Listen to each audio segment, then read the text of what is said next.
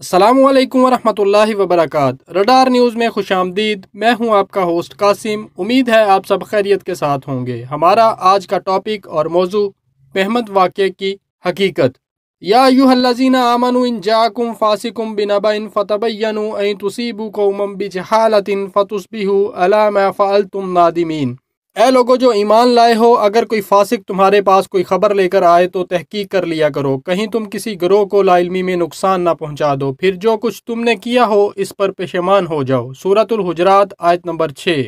आज महमद एजेंसी में 250 से 300 के करीब लोगों ने सिक्योरिटी फोर्सेस के खिलाफ एक एहतजाज किया। इनका दावा था कि एक सिक्योरिटी एहलकार ने रात को एक घर में ज़बरदस्ती घुसने की कोशिश की, जिस पर घर में मौजूद खवातीन में से एक ने इस पर फायरिंग करके इसको गोली मार दी। इस एहतजाज की क़यादत ज़ाहद नामी PTM वर्कर कर रहा था।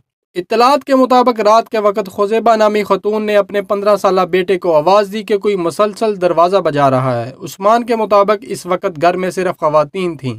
उस्मान ने दरवाज़ा खोलने की बजाय हेल्पलाइन पर मदद तलब की। इसी असना में उस्मान की वालदा खुज़ैबा खतून ने दरवाज़ा खोलकर मज़कूरा शख्स को गोली मारकर हलाक कर दिया। जब सिक्योरिटी एहलकार वहां पहुंचे तो इन्हें नाइक शरीफ कोहस्तानी की लाश मिली। चंद अहम नुकात नोट फरमा लें। मलेशिया एहलकार का नाम शरीफ कोहस्तानी मालूम हुआ है और वो पश्तून था। मलेशिया एहलकार सादा कपड़ों में और अकेला था। मज़कूरा खतून की शोहरत ज़्यादा अच्छी नहीं।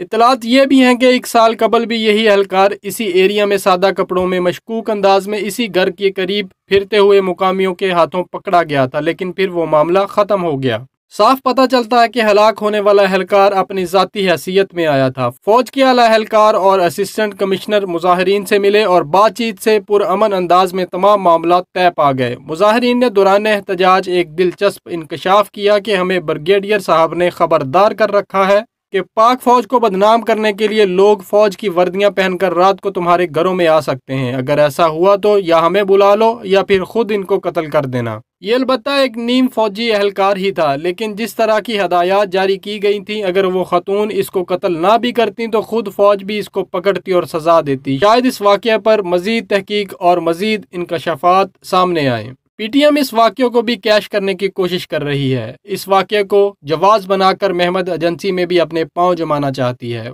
वैसे एहतियातन ये बता दूं, इस किस्म का ड्रामा भी किया जा सकता है। सकूते डाका में जिस रूसी एहलकार ने इंडिया की मदद की थी, इसकी वीडियो YouTube पर आज भी मौजूद है और आप वो सुन सकते हैं। इसके मुताबिक हम पाकिस्तानी फौज की वर्दियां मुक्ति बाहिनी और इंडियन फौजियों को पहनाकर औरतों का रेप करते थे और इल्जाम पाक फौज पर लगाते और हमें मजीद बंगाली लड़ने के लिए मिल जाते। यहाँ तो बंदा अंजाम को पहुँच गया, लेकिन ये बात अवाम के जहन नशीन रहे कि दुश्मन किसी भी बेस में कुछ भी कर सकता है। उम्मीद है आपको ये वीडियो पसंद आई होगी। मजीद वीडियोस के लिए हमारे साथ रहें और हमारे चैनल को सब्सक्राइब करें। साथ वाले बेल के आइकन पर भी क्लिक करें ताकि आपको आने वाली हर वीडियो का नोटिफिकेशन सबसे पहले मिले।